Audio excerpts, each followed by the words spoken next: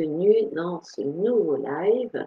Donc, je suis Marie-Claire Charrier, relaxologue et praticienne EFT.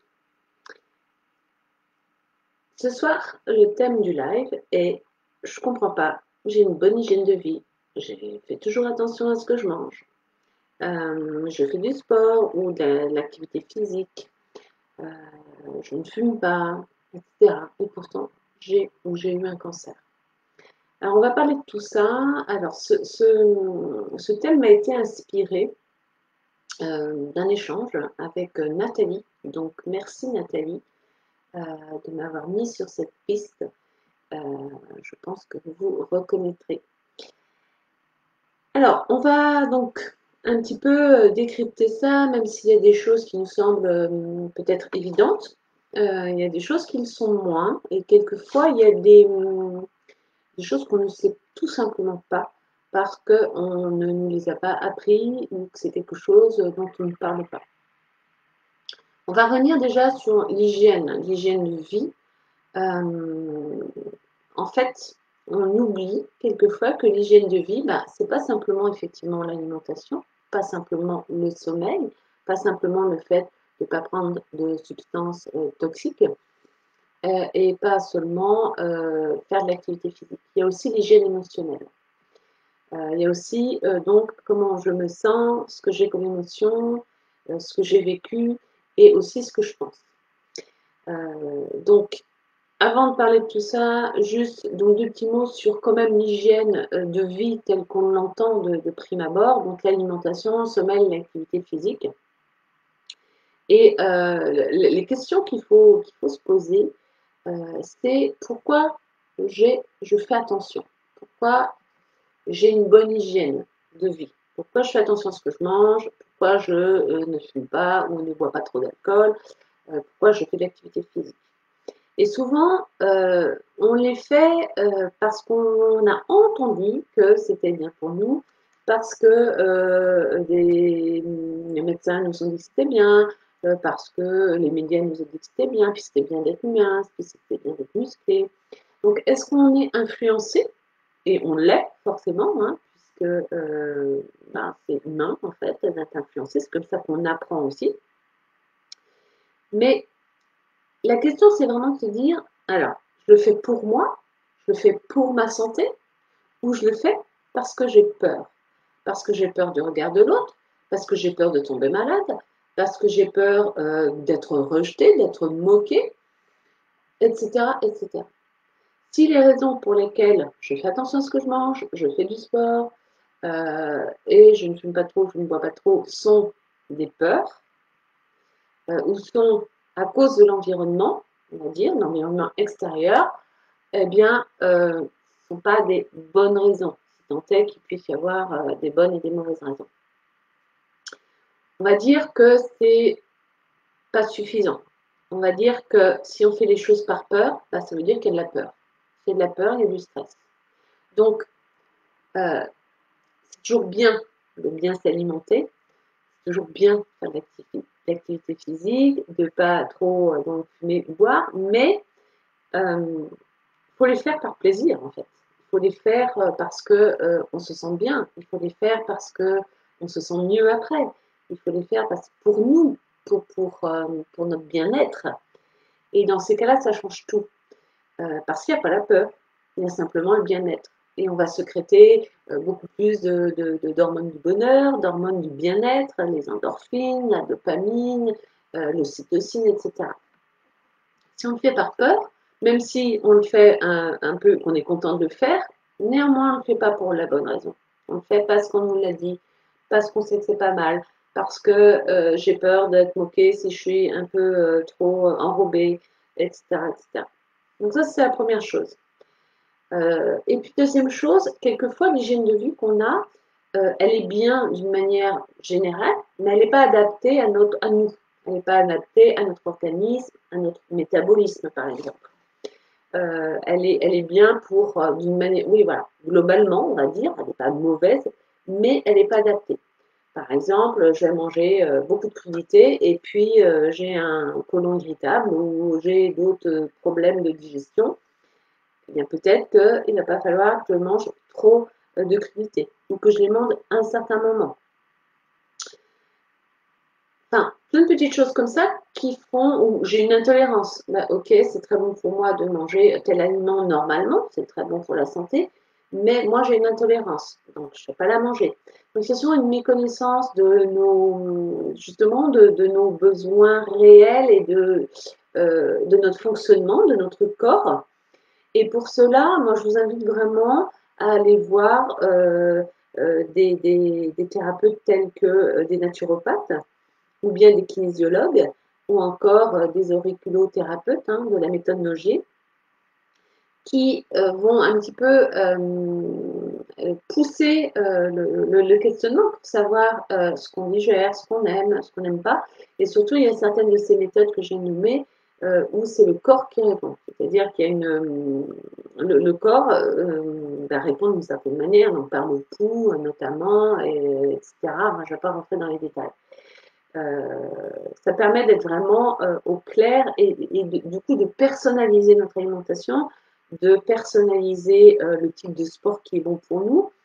Si on a une fragilité au niveau des genoux, peut-être qu'on ne va pas faire un sport qui va hyper solliciter les genoux parce que ça va nous faire du bien pour le moment, mais entraîner des lésions, des micro-lésions, et du coup, bah, peut-être que dans 10 ans, on ne pourra plus du tout marcher. Enfin, j'exagère, mais vous voyez ce que je veux dire. Donc, c'est vraiment personnaliser cette hygiène de vie et le faire par plaisir et parce qu'on est et par bien-être, parce qu'on est persuadé que c'est bon pour nous et non pas par peur de et non pas parce qu'on nous a dit que. Donc ça, c'était les deux petits points. On va revenir maintenant sur l'hygiène émotionnelle. On sait qu'on est des êtres globaux, c'est-à-dire qu'on n'est pas juste un corps, on n'est pas juste une tête, on est vraiment un corps qui a une tête et qui a des émotions, et ces émotions, on les ressent via nos 5 sens. Donc il faut s'occuper de tout. Le cancer est une maladie multifactorielle. Il faut s'occuper vraiment de toutes les parties de notre corps, de toutes les parties de qui on est, de notre être. Du coup, souvent, et ça, on le retrouve énormément chez des personnes qui ont un cancer. Donc là, bon, je vais parler des cancers, bon, je vais parler des femmes plus exactement. Mais souvent, on retrouve, et ça, je m'appuie sur des études, des lectures, etc., un même profil de personnes. Ce sont souvent des personnes qui ont vécu beaucoup de stress tout le long de leur vie, beaucoup de fortes émotions, des traumas, des chocs émotionnels. Souvent, ce sont des personnes qui n'ont pas appris à s'écouter, que l'on n'a pas écouté non plus, et qui ont refoulé, qui n'ont pas compris, qui ont refoulé ou qui ont un petit peu tué leurs émotions, ce qu'ils ressentaient, leurs sensations corporelles. Ils se sont coupés de leurs sensations corporelles, par exemple. Souvent, ce sont des personnes qui se sentent vraiment responsables des autres, qui font passer les autres avant soi, qui vont au-delà de leurs limites, du coup, qui ne s'écoutent pas assez et qui n'expriment pas, qui n'ont pas connaissance de leurs besoins non plus, parce qu'on leur a dit que, bah non, en fait, les besoins, non, tu es égoïste, en fait, si tu écoutes tes besoins. Bon, c'est pas tout à fait exact. Donc, il y a tout ce profil-là qui génère de la colère, qui génère une colère rentrée, un sentiment d'injustice. On fait ça aussi pour être aimé, reconnu. Et on répond donc au désir de quelqu'un. Et toutes ces peurs, toutes ces émotions refoulées, tout ce stress, s'accumule.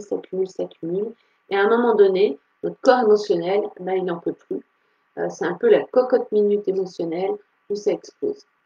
Et le cancer, je dirais que c'est la maladie ultime. Parce qu'avant, on a pu avoir des petits maux, des maladies autres, moins graves, des maladies non mortelles, mais qu'on n'a pas écouté, qu'on n'a pas entendu, comme des signaux, comme des messages que il y a des choses qui ne vont pas là dans ta vie, il y a peut-être des choses à changer. Donc, on n'en peut plus. Donc, comme je disais, peut-être beaucoup de choses émotionnelles non réglées, beaucoup de blocages, de charges émotionnelles, et un événement plus ou moins récent, on va dire, de l'année où on a découvert le cancer, l'année d'avant, jusqu'à peut-être 5 ans en arrière, où il y a eu un événement marquant, fort, qui fait que là, on a accumulé, c'était la grosse goutte d'eau qui a fait déborder le vase et le cancer s'est déclaré. Donc bien sûr, si vous avez une bonne hygiène de vie, si je reviens à ça, le corps, il va se régénérer, se guérir mieux. Parce que le système immunitaire, même s'il a été affaibli par tout ce stress, s'il y a une bonne alimentation, un bon sommeil, de l'exercice physique, vous aurez beaucoup plus de force, vous aurez beaucoup plus d'énergie pour guérir. Donc ça, c'est une bonne chose. De toute façon, il faut l'avoir, cette hygiène, hein, cette bonne hygiène, évidemment.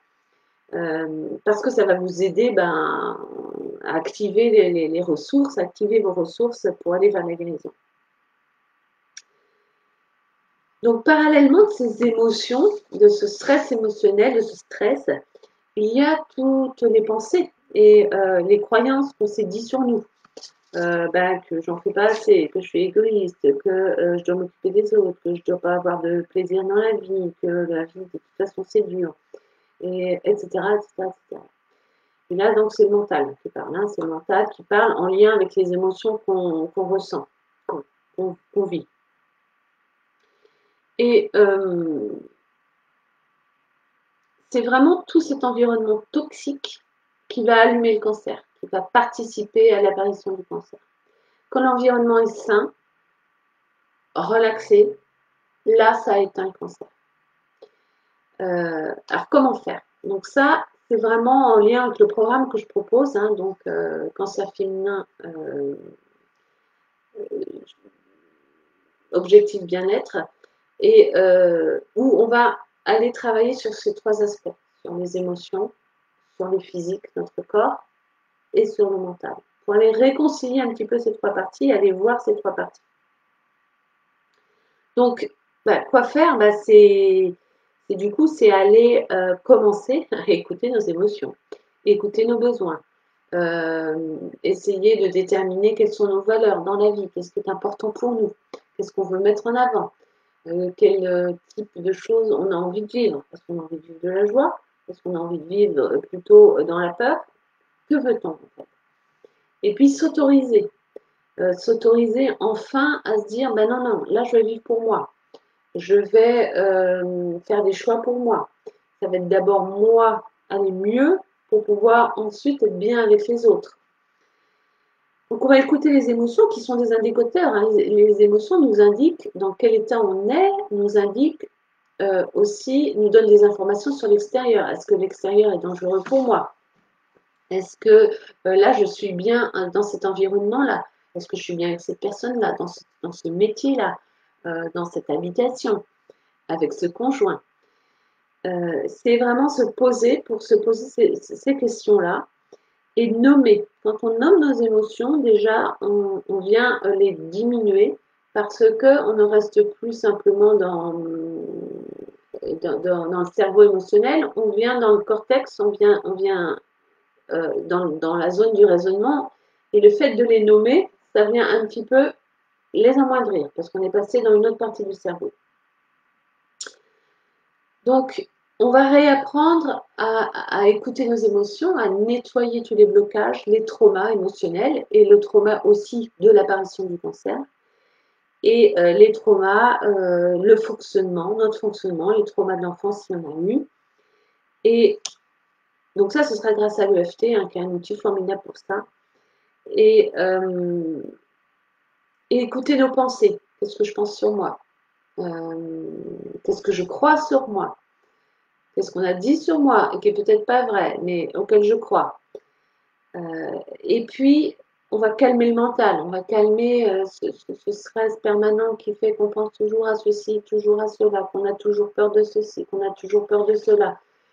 C'est vraiment couper ça, couper ce fonctionnement-là. Et ça, on peut y arriver par des exercices très précis, donc soit en relaxologie, soit en EFT. Et puis, on va donc toute une partie sur le corps, se réconcilier avec son corps, Là aussi, vraiment s'écouter finement de quoi il a besoin. Est-ce qu'il a besoin de 12 heures plutôt que peut-être 1 heure de musculation intense? Est-ce qu'il a besoin d'un massage à la place? Est-ce que, au contraire, il a besoin de se dépenser physiquement et on préfère faire du yoga alors que finalement, bah, le yoga, on m'a dit que c'était bien, donc j'en fais. Mais peut-être que ça ne nous convient pas du tout, en fait. C'est-à-dire, c'est vraiment s'écouter. Ce programme d'accompagnement, il est vraiment fait pas seulement pour gérer les émotions liées au cancer, hein, que les émotions de peur, d'angoisse, etc. Et c'est d'abord ça le gros travail, le premier travail, mais c'est se réconcilier avec soi, de nouveau vraiment prendre en compte soi-même, ses besoins, ses désirs, pour être dans le plaisir de la vie, dans la joie de vivre, pour choisir vraiment, oui, la joie, la joie. Et pour ça, ça va peut-être passer aussi par une phase de pardon. On se pardonner à soi, mais pardonner aussi peut-être à d'autres qui nous ont fait du mal.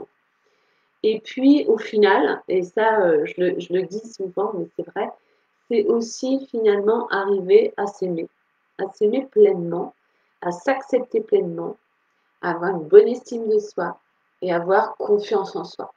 Donc c'est tout ça qui va se passer et que je vous propose bah, déjà de peut-être d'essayer ou de voir par un appel téléphonique si c'est vraiment ce qui vous convient. Donc n'hésitez pas.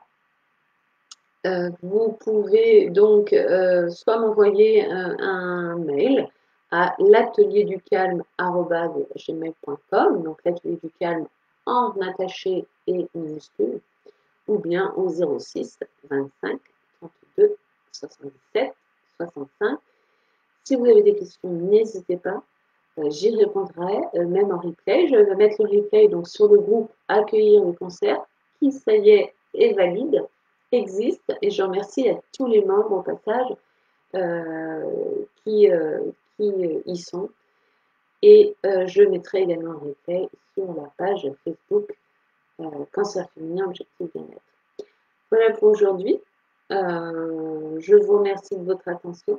Surtout, n'hésitez pas à me contacter et je vous souhaite une très belle soirée. Au prochain live, donc mercredi prochain. Bonne soirée à vous.